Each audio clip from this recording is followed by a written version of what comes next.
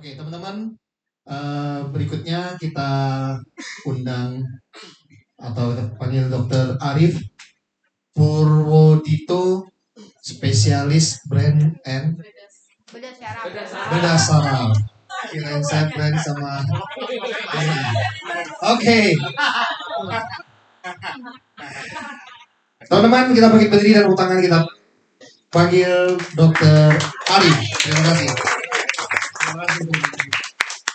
Kita sambil kayak ngobrol-ngobrol aja lah ya. Nanti kalau sambil ada pertanyaan langsung dipotong aja. Katanya mudah banget Mukanya doang. Aslinya iya. Aslinya mungkin nggak kira 34 tahun.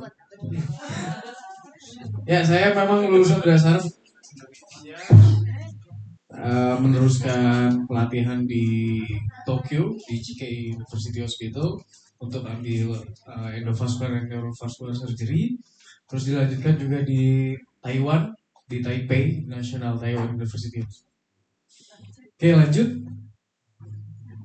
Nah, itu tadi mungkin dijelaskan nama Dr. Meizar ya. Kita tim di sini aku fokus di neurovascular, stroke prevention, restoratif, neurovascular dan microvascular surgery. Tim lain ada Dr. Ali atau Aulia, dia motion preservation dan tulang belakang. Dr. Paul. Oke, Dr. Paul itu di tumor ya, spinal oncology dan penyebaran tumor dan skoliosis ahlinya ada Dr. Fad. Next. Nah, untuk hari ini kita bahas tentang minimal invasif. Jadi untuk tindakan yang sebenarnya tidak begitu besar seperti operasi konvensional atau zaman dulu. Nah, jadi apa itu keuntungannya minimal invasive treatment? Jadi pasti luka sayatannya itu kecil. Atau biasanya dulu operasi besar, sekarang kecil-kecil.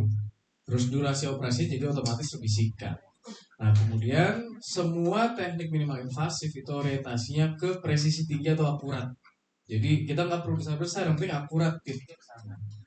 Nah, otomatis hasilnya kerusakan jaringan lebih sedikit, kemudian perawatan pasca operasi juga lebih singkat.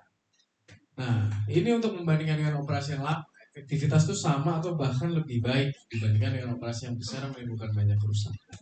Oke, next.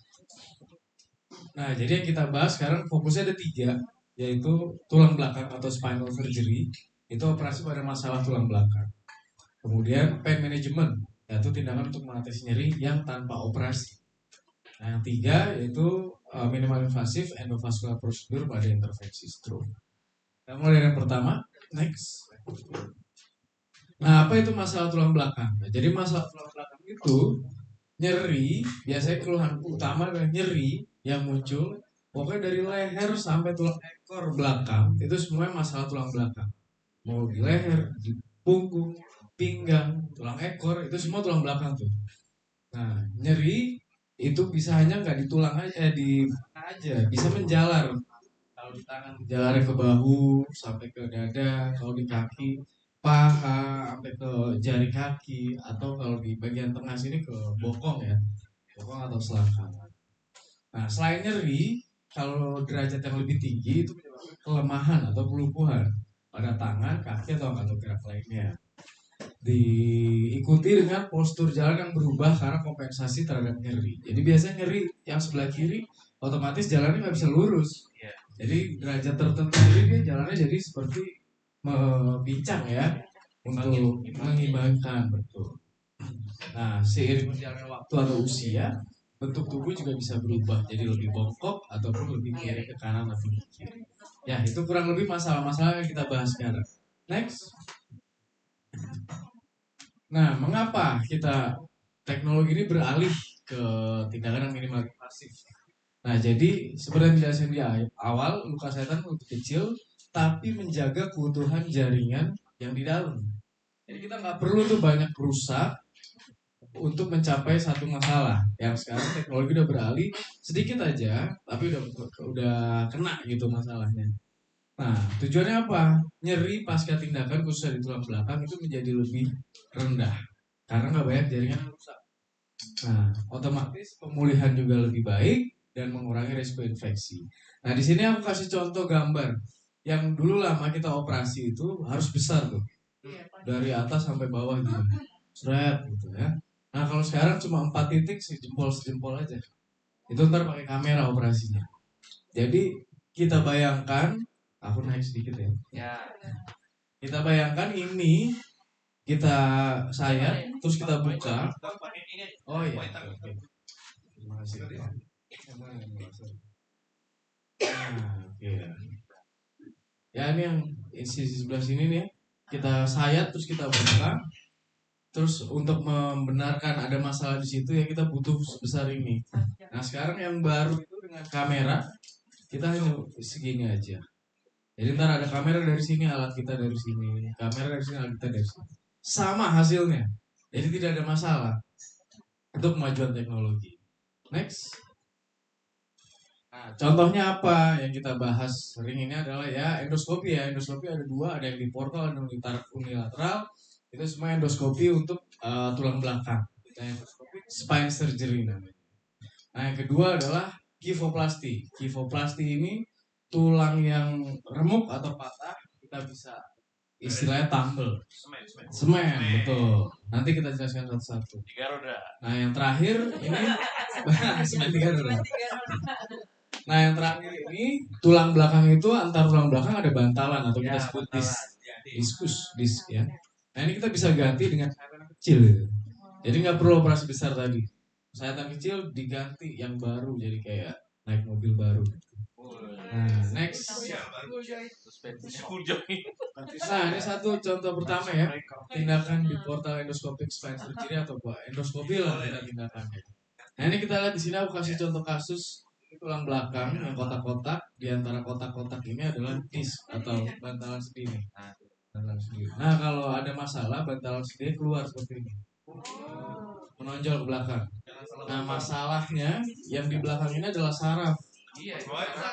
Nah, jadi sarafnya ketekan. Kalau kita lihat dari atas gambarnya begini. Jadi ini disk, istilahnya herniasi atau bahasa kasarnya mojrot ya. Betul. Belakangnya ada saraf sehingga menjepit sarafnya. Di MRI gambar seperti ini. Nah, zaman dulu operasinya ini dibuka semua nih, tulangnya dibuka semua. Iya, ini tulang kan insisi kulit gitu ya, sayatan, tulangnya dibuka semua. Ya kita jelas melihat ininya di mana. Udah kayak Lego ya. Iya, betul. Nanti ini diambil. Nah, sekarang hanya dengan menggunakan kamera saja bisa operasi. Keuntungannya apa? Karena kita pakai kamera bisa zoom in ke dekat sekali, jadi clear view ya. Resiko cedera saraf sangat kecil, otomatis perdarahan minimal, bisa dirawat hanya 1 malam saja, lalu bisa aktivitas normal lagi karena nggak banyak jaringan yang rusak. Ini biosnya apa? Tetap biosnya umum. Iya. Tapi dengan bios lokal jangan, nanti tetap Bagus emang mau sunat. ini membandingkan sama di bios umum. Tapi kalau operasi besar, operasi bisa 4 jam. Ya, ini 1 jam. Tengkurap.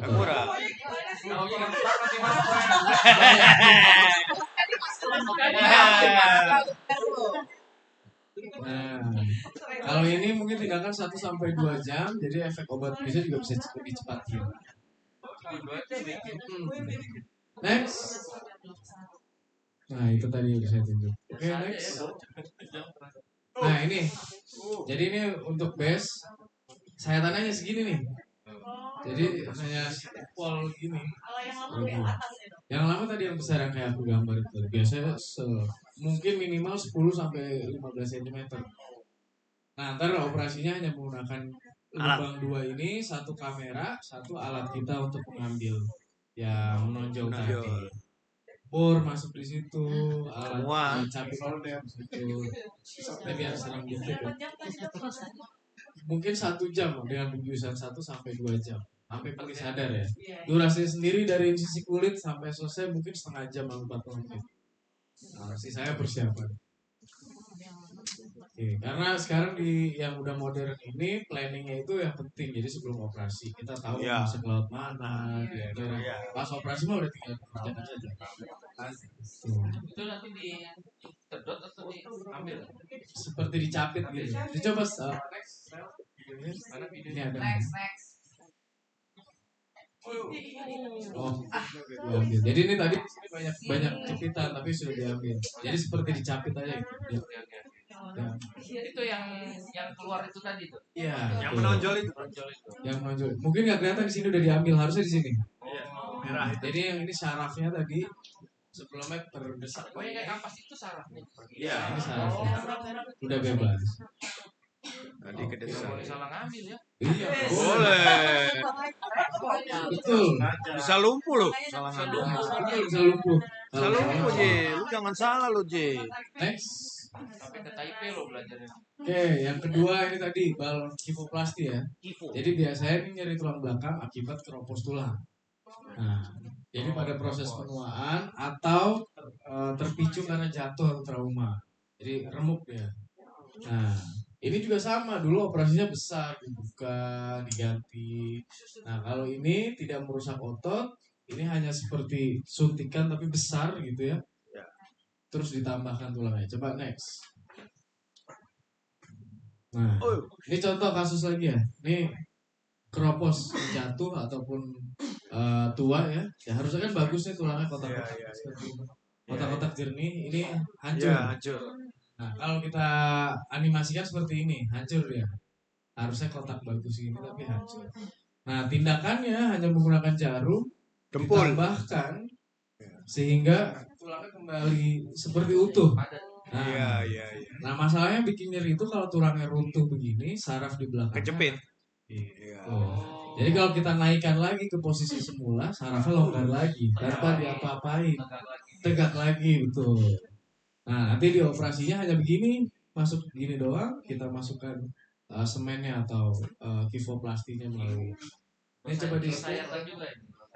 ini satu aja. Satu. Karena kita pakai guided pakai siar. Pakai X-ray, sinar X. Jadi untuk mengetahui nggak perlu kamera kita. Hanya tahu dari posisi yang tepat kita masukin. Coba di play videonya. Play. Nah, ini seperti ini kita masukkan. Terus. Naik ya. Nah, ntar naik. Jadi seperti ini, rapi lagi. Ini ya aku bilang bukan semuanya ya, semuanya lah, semuanya nyerinya pasti langsung berkurang, tapi 90% hilang. Jadi 100% nyeri berkurang, 90% hilang. Gitu. Jadi ini kalau sesuai indikasi yang tepat, pasti efektif. Kalau relapse itu bisa, tapi jarang sekali karena apalagi karena trauma ya. Kalau trauma pasti langsung sembuh. Tapi kalau karena tua mungkin relapse-nya bukan di sini tapi di tempat lain. Iya, yang lain propose lagi. Kalau yang ini fix. Betul. Ini semen, diisinya semen. Oke, next. Nah, ini yang terakhir. Yang terakhir ini ganti bantalan ya. Sama kayak tadi kita bilang, ganti bantalan bertujuan untuk mengurangi nyeri. Tapi tujuan utamanya adalah tetap bisa bergerak atau motion preservation. Aku kasih contoh next kasus.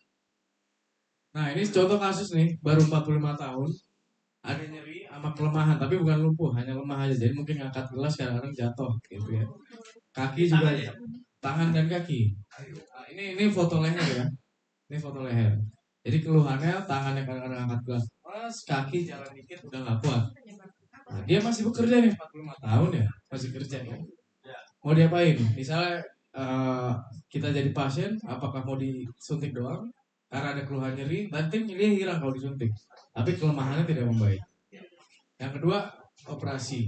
Yaitu operasi konvensional atau disc replacement dengan cara yang baru. Aku kasih bayangan. Next. Ini dulu operasi yang lama. Ya, ini dipasang screw atau pen. Back dulu. Kebanyakan. Lagi. Back. Mundur. Ya. Oke, nih.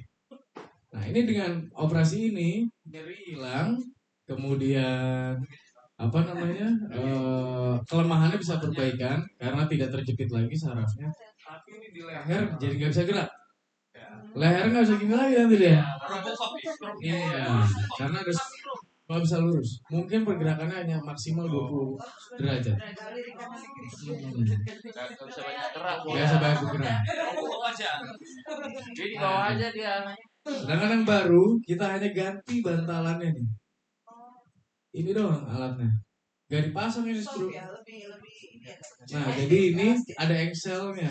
Jadi Gel enggak titanium.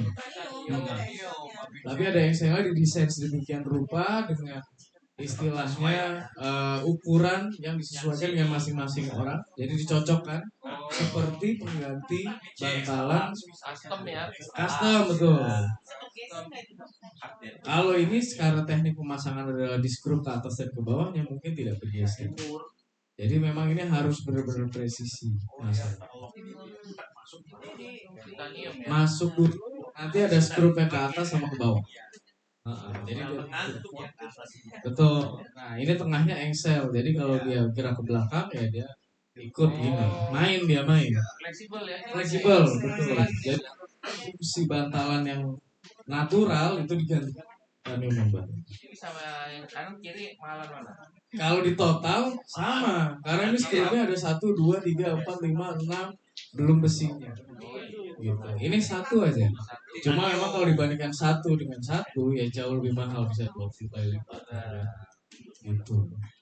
Nah, tapi ini yang kita kejar adalah tetap bisa bergerak dan tetap bisa produktif pasien. Ini dulu belum ada alat seperti ini. Gitu. Itu ada kemungkinan kenal lagi nggak? Kemungkinan kenal lagi ada tapi di tempat lain. Karena ini biasanya penyebabnya ini adalah lifestyle kita.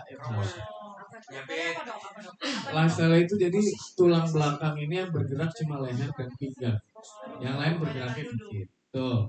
Nah, jadi semakin sering itu bergerak atau dipakai, semakin cepat rusak. Nah, prinsipnya gitu. Jadi apa yang bikin cepat rusak? Yang pertama, beban. Jadi istilah kita ngomong kasar kuli ya. Itu ngangkat beban bisa di sini, bisa di kepala, bisa di pinggang. Nah, itu pasti otomatis di umur yang lebih rendah udah bisa kena penyakit ini. Nah, orang yang nge-gym atau salah, jadi memaksa. Sebenarnya nge-gym itu bagus kalau dengan cara yang hebat ya. Karena penunjang tulang belakang ini selain tulang, itu otot. Jadi kalau ototnya kuat, beban yang di topang itu ke-share ke ototnya, karena ototnya kuat. Nah, tapi kalau memaksakan, contohnya nge-gym yang baru sebentar udah mau yang berat, itu pasti cepet rusaknya. Jadi harus pelan-pelan, harus sesuai kekuatan. Ya. Untuk kasus anak muda yang sering main basket itu gimana? Nah, itu biasanya trauma. Jadi hantaman, jatuh itu otomatis karena tanpa beban pun itu ada force atau gaya yang besar untuk impact ke tulang belakang. Nah, itu biasanya jadi trauma atau hantaman ya. Untuk atlet atau olahragawan lain itu biasa hantaman. Ini nggak bisa dikeretak Pak Haji. Ya, Ini ada kaitannya dengan turunan nggak? Tadi kata Ibu Corina. oke. Kalau turunan secara langsung artinya genetik tidak ada. Artinya kalau ibunya begitu mungkin kan anaknya begitu enggak. Tapi lifestyle yang nular biasanya.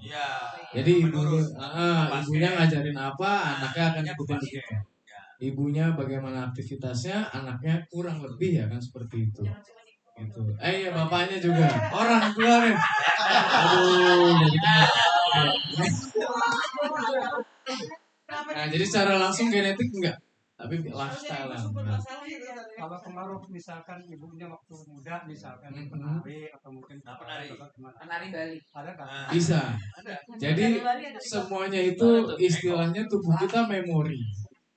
Artinya kalau dulu mudanya kerja berat, belum sakit, tuanya masih ada itu bekas kerja beratnya.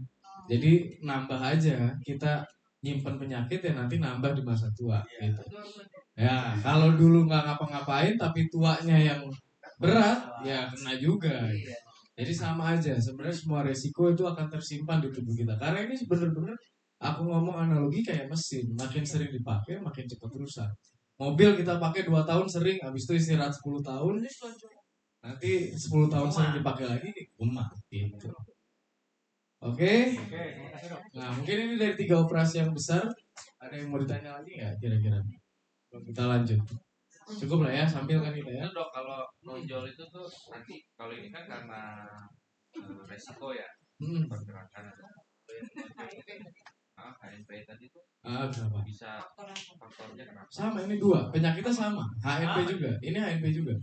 posisinya ya. Nah, ini posisinya satu di leher, yang satu di pinggang. Nah, kalau di leher kita lakukan tindakan base itu beresiko. Karena coba balik sedikit, satu slide back. Nah, ini yang tadi tulang belakang, ini diskus, ini sarafnya dekat sekali. Jadi kalau kita tindakan base kita akan banyak manipulasi saraf. Yang bisa kita lakukan adalah yang kempes ini kita naikkan, kempes kita naikkan, kempes kita naikkan, supaya nggak ambruk. Jadi kita caranya dengan minuman invasif adalah cervical disc replacement. Ini diganti. Nah kalau yang dulu itu dipasang skru, dinaikkan, jadi biar nggak ambruk tapi disnya nggak diganti. Nah ditopang, betul, ditopang. Jadi biar nggak ambruknya dipasang itu di atas. Oke, next. Nah ini yang tadi mungkin udah dibahas sama Dr. Meza dan tim Prima yang lain. Kita ada namanya neuronavigasi, boleh di setel. Nah karena kita operasinya itu kecil, jadi nggak bisa banyak lihat langsung intraoperasi, kita pakai navigasi. Jadi integrasi dengan layar ini live. Tulang bentuk tulangnya seperti ini, kita mau masukin skrupnya kemana? Mau masukin skrupnya kemana? Arahnya kemana? Sedalam apa? Coba disetel. Next. Nah, ini jadi kita lagi masukin skrup nih. Terus dia jalan. Nah, terus masuk. Yang birunya. Ini skrupnya lagi di dalam sini, lagi dikerjakan. Jadi kita tahu nggak akan kebablasan, nggak akan kekurangan. Nah, jadi mengurangi resiko cedera sesuai target. Mengurangi resiko cedera. Kita bayangkan kalau kita menggunakan teknik ini yang tidak bisa kita buka secara luas, tapi tidak pakai ini kan bisa nyasar. Gitu. Jadi kita pakai navigasi di sini. Tamat palsu dong. Oke, next. Oh mungkin aku nggak ada iomnya ya. Nah kalau intraoperatif monitoring itu, jadi kita pasang jarum-jarum kecil nanti dibantu oleh dokter saraf. Itu kita buat lihat respon sarafnya yang di sekitar situ. Betul, sudah mulai ada perbaikan dari kelistrikannya atau belum, atau yang lain, jangan sampai ada masalah di saraf yang tidak terganggu. Makanya itu ke monitor semuanya. Semua ini kita lakukan penunjang itu hanya untuk, bukan hanya ya, untuk mencegah komplikasi. Jadi jangan sampai ada saraf yang rusak saat kita operasi. Oke, next. Nah ini yang kedua, kita pain management ya. Karena masalahnya itu pertama adalah nyeri. Nyeri itu nggak enak lah istilahnya. Kalau ada sakit itu bahkan kita bilang suatu perasaan yang tidak menyenangkan. Nah selain itu dibalik itu adalah alarm atau sebuah tanda dari tubuh kita mengalami kerusakan. Jadi bisa sifatnya sementara atau menetap. Nah ini bisa diakibatkan oleh proses yang baru, artinya tadi kita normal atau nggak punya penyakit, terus kita cedera, itu namanya proses baru atau jangka panjang. Itu biasanya diakibatkan penuaan atau keganasan atau cancer. Jadi memang kita nggak sakit, lama-lama sakit satu, lama-lama sakit dua, iya derajatnya meningkat. Jadi jangka panjang. Next. Nah, gimana contohnya yang paling sering? Yang paling sering kena itu adalah lutut, kepala, tulang belakang, dan adanya keganasan. Nah, lutut tuh biasanya akibat penuaan karena peradangan. Sama, betul. Proses sama kayak tulang belakang. Kayak mesin. Nah, kepala juga sama. Biasa otot kalau kepala di sini.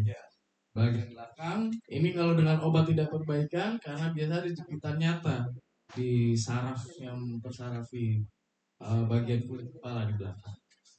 Nah, tulang belakang juga itu otot-otot pada kaku juga. Nah, kemudian ada iritasi pada jepitan saraf, biasanya karena pasca operasi. Juga kita dapat sering. Jadi dulu operasi, sekarang nyeri lagi.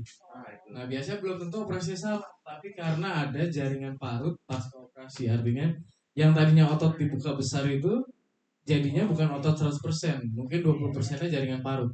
Kayak kita ada keloid kalau di kulit, nah ini di dalam tapi di ototnya itu yang menimbulkan rasa nyeri. Jadi sebenarnya nggak perlu dioperasi lagi, tapi kita pain management saja. Nanti kita jelaskan. Udah penasaran ya? Nah, ini biasanya cancer ya stadium akhir yang kita nggak bisa, maksudnya operasi itu cancer sangat ganas, jadi di operasi tumbuh lagi, lebih baik kita perbaiki kualitas hidup dengan menghilangkan nyeri. Next. Nah, ini contoh pertama. Ini otot kepala tegang akibat jepitan saraf di belakang kepala atau occipital kita bilang. Nah, ini jadi otot kepala kita nih banyak nih. Bukan sekedar kelihatan gini aja, tapi berlapis-lapis, ada 7, 1, 2, 3, 4, 5, 6, 7 otot, dan sisanya itu di dalamnya itu ada sarafnya. Nah, ini kalau ototnya jarang stretching, otot itu akan kaku. Kalau kaku dia nggak fleksibel. Kalau fleksibel kejepit saraf. Menunduk lama. Jadi Ya, kalau anak-anak main game bisa. betul. Kita juga komputer, HP sama. Nah, masalahnya semakin tua secara natural, otot itu akan semakin kandungan airnya kurang. Makin kaku. Jadi semakin kaku. Nggak ngapa-ngapain pun, itu secara natural tuh. Ditambah lifestyle Itu harus main direndam air. nggak kena. Dok, ini bagusnya posisi main handphone gini. Jangan lebih naik lagi dikit. Jangan main. Nggak naik. Begini. Nah, itu kelebihan. Jadi rata. Artinya stretching itu pagi-pagi tuh Nggak, saat aktivitas jadi stretching, bukan pagi-pagi. Jadi misalnya kita 30 menit lihat layar, 2 atau 3 menit stretching. Jangan Nah, belajar non-stop ya. tuh. Ya, goyang goblok dulu. Asal stretching aja, asal berubah posisi aja. Jadi jangan menetap. Iya. Oh, jangan menetap ya. Jadi ya kita duduk terus jalan-jalan ini juga. Bisa. Tuh. Nah ini speed. Nah kalau ini mau diapain, itu dioperasi nyari saraf di dalam ini kayak nyari serabut di dalam jerami kan. Jadi lebih baik disuntik, inflamasi berkurang, ubah lifestyle supaya nggak kejepit lagi. Oh, Nah, jadi ototnya lagi yang ini. betul, dilemesin lagi. Nah ini tindakannya bisa, kalau obat kita bilangnya nerve block, kalau kita bakar sarafnya maksudnya kita rusak, biar nggak, istilahnya biar dia nggak nyeri lagi. Ablasi ya. Kita ablasi. Karena kan ini hanya sensorik saja, tidak ada motorik, tidak mengganggu, tidak bikin lumpuh gitu istilah. Jadi biar lebih lama. Biasanya radiofrekuensi ablasi ini kalau lebih dari 6 bulan nggak ngerasa lagi, udah nggak pernah nyeri lagi. Nah kalau nerve block biasanya 3 bulan sampai 6 bulan akan kambuh lagi kalau lifestyle tidak baik. Oke, next. Nah ini kedua, ini yang tulang belakang ya. Nah ini tulang belakang sama kayak tadi. Tadi yang kalau kita operasi itu biasanya ininya bermasalah di bantalan-bantalannya. Ini sendinya nih, sendi di sininya nih, sendi antar tulang belakang. Sendi antar tulang belakang. Nah, dia sendi juga kan harusnya normalnya ada cairan ini nih biru nih. Nah itu semakin tua atau semakin sering dipakai, cairannya akan semakin tipis dan semakin habis. Artinya tulang akan langsung ketemu sama tulang. Kalau tulang ketemu gesek sama tulang, jadinya ada seperti ini. Kita bilang perasaan. Bisa, tapi jarang karena di derajat tertentu dia mengeluarkan respon dari yang diisi adalah bukan cairan normal tapi cairan bengkak. Makanya dia patahnya tuh jarang, kecuali dipicu dengan trauma. Cuma nyerinya hebat sekali nih. Nah, kalau begini, kalau kita operasi artinya ini kita buang gitu ya, nggak ada ganti baru, nggak ada ganti sendi. Jadi nggak bisa untuk sampai saat ini teknologi belum bisa seperti ganti bantalan. Tapi yang bisa kita lakukan adalah nggak apa-apa ini begini terus, yang penting tidak nyeri. Artinya saraf yang di sini dibakar, betul, dengan radiofrekuensi atau dengan bantuan endoskopi supaya lebih presisi kita dengan radiofrekuensi. Ini akan bagus hasilnya, nyerinya hilang, dan memang penyakit ini tidak bisa dihindari. Kalau udah kena ini pasti kena juga di tempat lain. Udah istilah udah masuk ke jurang. Nah, jadi ini nggak bisa dioperasi. Bantalan itu nggak bisa dioperasi lagi. Kalau bantalan ini bisa, sendinya yang nggak bisa. Karena sendinya ini kecil-kecil ini, sendi kecil-kecil. Jadi bisa kita atasi. Sendinya ya. Betul, sendinya. Sendi kehidupan. Tapi sendi ini nggak apa-apa. Beda sama bantalan karena di sendi ini nggak jepit saraf yang penting. Jadi kalau bantalan ini kan jepit saraf penting kalau mojrot. Tapi kalau sendi ini rusak nggak apa-apa. Yang penting jangan nyeri. Kan kalau dia bergesekan nyeri kan, tapi kalau saraf nyeri udah kita matikan, dia bergesekan juga nggak nyeri, jadi nggak apa-apa. Betul. Next. Oke, ini misalnya yang habis operasi ya. Jadi habis operasi biasa ada jaringan parut. Ini kita tindakannya namanya neuroplasty. Jadi kita masukkan seperti selang infus lah ya. Kita bilangnya selang infus melalui tulang belakang sini. Gunanya untuk melicinkan atau melepas perlengketan akibat operasi sambil dikasih obat anti nyeri. Nah, jadi kita namanya epiduroneuroplasty, atau kalau yang dengan mesin kita bisa istilahnya kasih setrum gitu ya, kasih setrum panas-panas. Jadi namanya spinal cord stimulation. Ini ngirangin kalau habis operasi, yang ini khusus habis operasi karena biasanya lengket kalau habis operasi. Next. Nah, ini tambahan cancer stadium akhir. Jadi pada misal ada keganasan tulang belakang ya, cancer paling sering. Kalau cowok itu prostat, kalau cewek itu biasanya cervix ya, atau leher rahim. Itu biasanya penyebaran ke daerah tulang belakang sini. Nah, saraf yang mengatur nyerinya nggak akan hilang dengan obat apapun. Nah, jadi kita pasang di sini kayak epiduroneuroplasty tadi seperti jarum infus tapi ke tulang belakang. Dia masuk obatnya secara continuous. Jadi terus setiap detik gitu obatnya masuk sehingga rasanya akan nyaman. Ini biasanya tujuan kalau tumornya atau kankernya inoperable atau tidak bisa dioperasi. Jadi kita menikmati. Iya, betul. Udah lengket ke tulang. Jadi nanti berapa dus lagi nilainya? Enggak, jadi ada alatnya di sini. Jadi tetap nempel terus. Masuk terus obatnya. Kita isi doang ntar obatnya. Jadi portable dia. Ya, Bolongin dong. Kan di dalam, isi di dalam, tapi yang bulat-bulat ini di luar. Dibolongin. Dari belakang. Iya. Dari belakang kan ada kabelnya ditempel aja di plester di sini. Itu buat mengisi obat. Gitu. Kalau sudah stadium lanjut ini biasanya berapa lama? Apanya? Usia Gak ada yang tahu. Tahu. Cuma kita sebagai Nggak ada yang tahu. Iya. Artinya sudah terminal banget. Ya, terminal itu bukan artinya besok meninggal atau bulan depan meninggal, tapi nggak bisa diapa-apain lagi. Makanya kita bilang paliatif.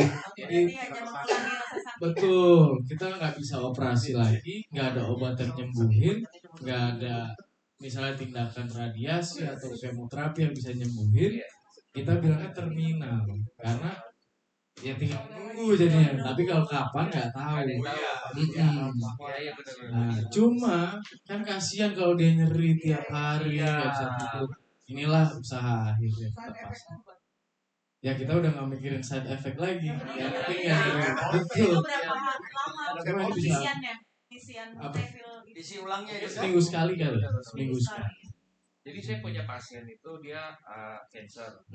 Jadi dia meninggalnya bukan karena cancernya, karena dia nyeri dikasih painkiller, efek samping painkiller itu Betul. bikin dia sesek akhirnya lewat. Karena kalau painkiller yang lewat minum itu bahaya sekali. Makin besar dosisnya makin bahaya ke jantung. Jantung, lambung, ginjal, dan hati. Berapaan ini dok kan alatnya? Wah, kalau harganya tergantung ini ya. Iya. Cover karena kan ngomongin ke satu. karena ada Ini ya, dia taruh di sini bukan? Bukan, beda. Kalau itu pacemaker jantung kali. Pacemaker jantung. Kan kemarin ada saudara saya, dia kan cancer terus kata rumah Oh, itu kemopor. Itu buat masuk alat kemo. Masuk obat kemo. Jadi biar nggak Beda. jadi ini yang ngerjain dokter berdasarkan. Iya. Itu baterainya berapa lama?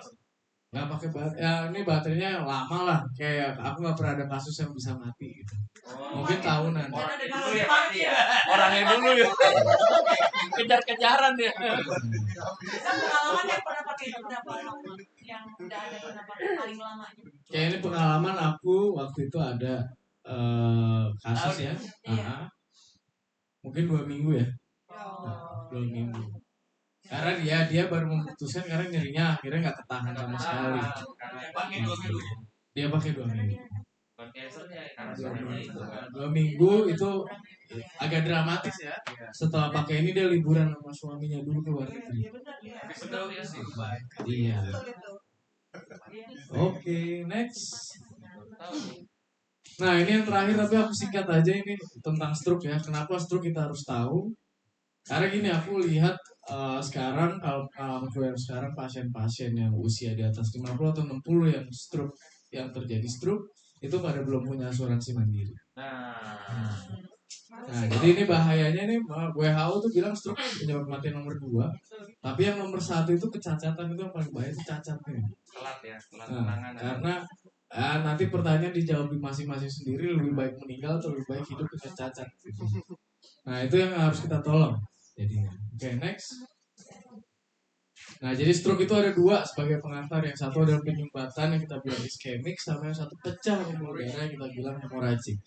Yang paling banyak itu memang kasusnya iskemik atau penyumbatan. Biasanya karena ada kolesterol atau plak yang numpuk di pembuluh darah, yang memperberat juga dengan diabetes dan penyakit pengenalan darah lain, sama dari penyakit jantung dan darah tinggi.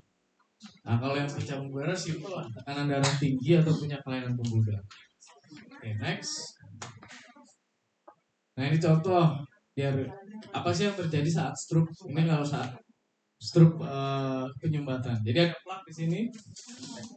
Ya, darah ini akan membawa makanan ke otak ya. Tapi kalau ada plak kesumbat, bagian otak yang harusnya dikasih makan nggak makan. Jadinya rusak ya dengan otak. Ini kalau pada penyumbatan. Next. Nah, hemoragik ini pada pecah. Play. Nah, jadi ini sama, pembuluh darah otak membawa darah ke otak, tapi di titik tertentu ada pembuluh darah yang mudah pecah, sehingga pecah, menimbulkan tekanan pada otak. Nah, nih pembuluh darah di zoom in ya, ini pecah dia, jadi sekitarnya itu ketekan oleh darah atau rusak. Oke, next. Nah gejalanya apa? Gejalanya gampang lah. Biasanya wajah jadi perot atau face drop. Sisi tubuh sebelah lemah atau arm weakness. Ngomongnya jadi seperti nggak nyambung atau cadel. Nah, ini 3 ini paling penting. Berarti stroke berat. Next. Nah gejala lain yang biasa kita nggak sadari, ini gejala lain biasanya stroke ringan nih, hilang timbul berkali-kali. Sampai gejala yang tadi 3 utama itu muncul. Golden periodnya sebelum mati tadi. Oke. Jadi golden period itu kalau kita lihat, nah di sini. Jadi golden period yang bisa kita pertolongkan, yang kita berikan pertolongan, 4,5 jam pertama dari gejala kita bisa lakukan trombolisis. Jadi kasih obat pengencer gitu. Supaya yang tadi ketutup kebuka lagi. Tapi kalau nggak keburu 4,5 jam itu pendek ya kita bilang. Jadi kita baru ngerasain ada denialnya kayak nggak apa-apa deh. Orang sadar lu kenapa gitu kan? Oh iya ke rumah sakit deh, jalan ke rumah sakit 2 jam lagi. Nah gitu. Jadi 4,5 jam. Ini aku jarang dapat kasus 4,5 jam di rumah sakit. Walaupun rumahnya di dekat rumah sakit. Nah. Fungsinya ini nih. Oke. Nah, jadi banyak datang sebelum 24 jam tapi di atas 4,5 jam nih di window ini. Jadi kalau udah di atas 4,5 jam biasanya trombolisis tidak efektif. Tapi harus kita ambil sumbatannya secara paksa ya dengan cara trombektomi. Kalau di jalan untuk mencegah melewatkan dan biasanya apa ada pakai Gak bisa karena kalau belum di CT scan kita kontraindikasi pemberian pada perdarahan. Karena kita ini gejalanya sama perdarahan sama penyumbatan gejalanya sama. Jadi kalau kita ternyata itu perdarahan kita kasih clopidogrel makin berdarah. Jadi yang kita takut itu makanya cepet-cepet datang ke rumah sakit yang lengkap. Jangan asal pemberian obatnya apa nggak tahu. Ini alteplase. Yang pertama yang pas sengaja. Ya, alteplase, trombolisis, antikoagulan, pengencer darah. Biasanya namanya alteplase intravena, dilanjutkan clopidogrel dengan aspirin. Plavix kurang efektif buat serangan. Clopidogrel dan aspirin. Sedokan bedanya bisa dok. Sorry? Sedokan. Enggak, beda. Itu biasanya buat sumbatan jantung. Oh, beda-beda ya. Tapi kan setelah di CT scan kan, Setelah di CT scan. scan dulu. CT Kopi scan dulu. dulu. Karena kita harus rule out perdarahan. Kalau perdarahan nggak pakai obat, harus operasi. Balik lagi sedikit, satu slide. Baru Nah. dari situ tindakannya apa dia? Ya, nanti setelah ini. Nah ini yang nggak boleh diabaikan ya. Nah, gimana gua ini kok kebas-kebas, wajah, tangan, ini nggak boleh diabaikan ini. Itu bisa gejala stroke tapi belum total sumbatannya. Baru tuh ya. Jadi bagusnya itu ke dokter gitu. Iya betul, periksa aja. IGD. Dokter saraf ataupun kita ke begasnya. Nah, pusing hebat ini biasanya yang sifatnya tiba-tiba nggak lagi kenapa-kenapa, pusing hebat. Ya, akhir bulan biasanya. Kalau itu kan tahu penyebabnya. Itu biasa tahu penyebabnya gitu. Jam 12 ya. Atau nggak pakai kacamata tapi pandangannya kabur atau malah kurang sadar. Oke, next lagi. Nah ini contoh tindakan trombektomi yang kita sering lakukan ini ya. Nah jadi trombektomi itu kita kayak pasang infus tapi di paha, nanti naik tuh selang infusnya sampai ke sumbatan di otak. Oh dari paha itu. Betul. Nanti diambil sumbatannya dengan harapan kita mengejar mereka dapat makan lagi.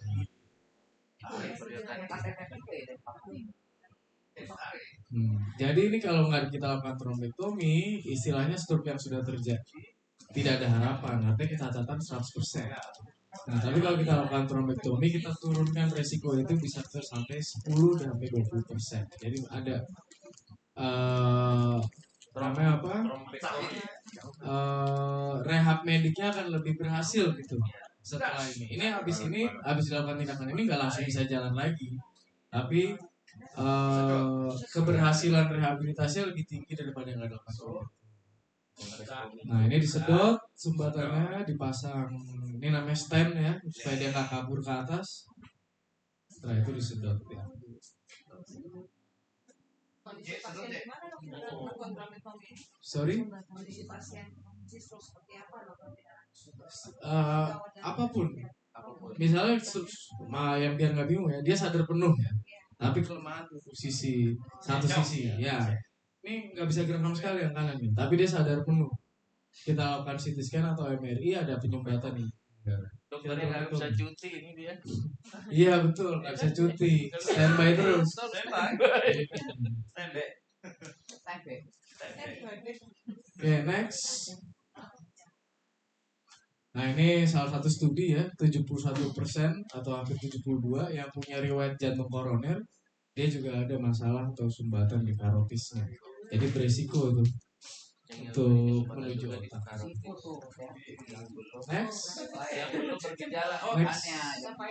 Yang belum bergejala betul. Berarti biasanya orang kalau udah cek lagi, siapa tahu atasnya juga. Betul. Di sini cek itu. Next. Next. Ini contohnya nih. Normalnya gini nih bersih nih, ini pembuluh darah di leher sini. Nah, kalau ada orang punya sakit jantung, kan sama plak gini juga tapi di pembuluh darah menuju jantung kan. Ini juga ada di pembuluh darah menuju otak. Nah, jadi bagusnya tadi yang program bimbingan kita pemeriksaan TCD kalau nggak mau kena radiasi, diperiksa dengan Doppler apakah ada penyumbatan. Baik. Nah, apakah ada penyumbatan atau enggak? Kalau ada dipastikan dengan studi pembuluh darah, ya DSA atau angiografi, baru dilanjutkan dengan tindakan angioplasti nanti. Next. Nah, ini sama kayak dari paha juga, tapi tujuannya bukan ngambil plaknya, cuma dibuka dan ditahan dengan stent, sama kayak stent jantung atau ring jantung, tapi dipasangnya di pembuluh darah otak. Sama dari sini masuk dari pembuluh darah paha dan naik ke atas. Enggak sakit kan disuntik di musokal.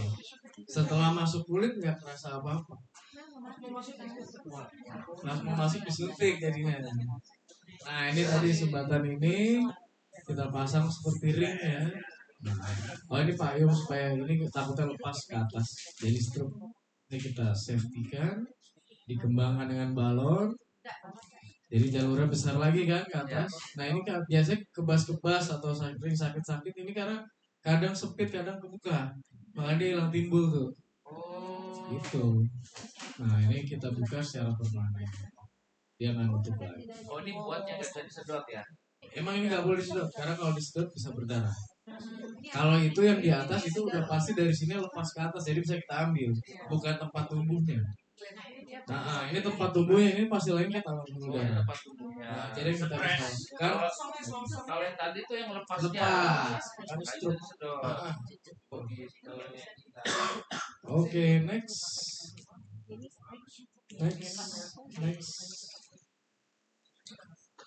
Back dulu dikit. Back lagi. Nah ini aku bikin formula tipis ya. Jadi biasanya stroke sekarang kita udah shifting ke yang usia muda. Nah untuk mencegah kalau kita masih muda ya check up aja setiap 10 tahun sekali lah minimal. Karena stroke itu nggak istilah penyakit kronis. Jadi bisa lama. Nah pola hidup sehat. Tapi yang kita perlu pahamin yang lebih di atas 45 tahun karena resiko lebih tinggi. Nah ini jangan abaikan keluhan tadi tuh. Check up-nya apa dok? Check up-nya kalau saya menyarankan untuk CT angiografi atau TCD. TCD. Jadi dicek di situ. Ada atau enggak. Nah jangan abaikan keluhan. Periksa ke rumah sakit atau klinik. CT angiografi, TCD, TT, transcranial Doppler, TCD, Doppler, ya. Satu itu aja ya. Satu itu mungkin itu kan cuma lihat karotis, dilanjutkan MR angiografi. MRI. MRA Angio ya. Apanya? Enggak. Mungkin MRI itu 5 sampai 7 juta. Kalau TCD mungkin lebih rendah dari itu ya, kontrol. Tapi TCD itu cuma bisa ngeliat pembuluh darah di leher sampai sedikit naik. Kalau MRI sampai di seluruh otak, kelihatan semua. Jadi dua-duanya dok ya. Kalau saya saran TCD dulu, TCD kelainan, MRI. Oke, next. Bisa pakai sama apa? Nah ini pengantar dikit lagi kan tadi kita penyakit tulang belakang, stroke. Ini aku dikit ya. Beberapa penyakit juga harus kita perhatikan karena serius atau butuh operasi. Itu bisa berupa tumor otak, hidrosefalus atau kelainan pembuluh darah, infeksi ataupun cedera kepala. Next.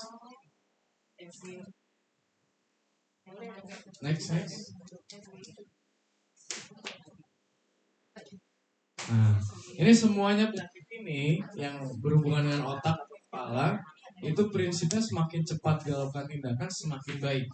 Karena time is brain, makin lama sakit makin istilahnya atau kesakitan akan semakin. Nah, jadi kalau ada yang rumah di daerah Bekasi nggak? Ini Bekasi nih. Jadi kalau ada rekan saudara atau ya aku nggak nyumpahin diri sendiri, kalau ada yang cedera atau kecelakaan, support center di Prima itu sangat baik. Aku standby 7x24 jam. Jadi masih datang. Bener. Karena ya bukan menjelek-jelekan, maksud pengalaman. Mungkin yang lain tuh ada delay.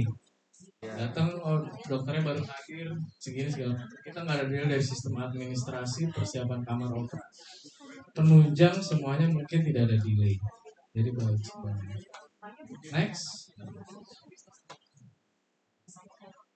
Next lagi nih udah. Nah ini salah satu contoh lagi nih, jangan diremehkan. Play. Betul, kedutan. Nih. Nah, ada yang sering kayak gini nggak?